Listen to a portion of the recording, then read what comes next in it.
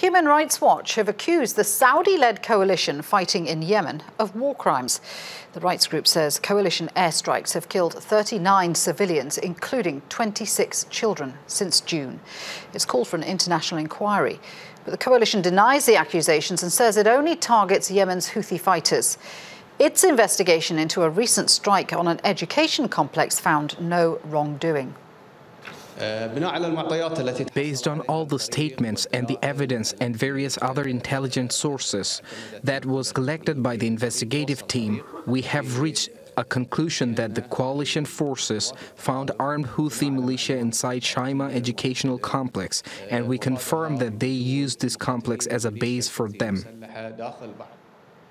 Well, Ahmed Benchemsi is a communication and advocacy director for Human Rights Watch in the Middle East and North Africa. He joins me now from New York. Good to have you with us, Ahmed. So the Saudi-led coalition has repeatedly denied allegations of war crimes. It says it's not targeting civilians. What is Human Rights Watch saying? It's saying the opposite. It's saying that the Saudi-led coalition has repeatedly targeted civilian sites and objects, and that since the beginning of the war, it had conducted unlawful airstrikes against homes, against markets, against hospitals, against schools, against mosques, against a wedding, a funeral, also weddings. So no, I mean, unfortunately, we have documented many attacks that have hit civilian targets.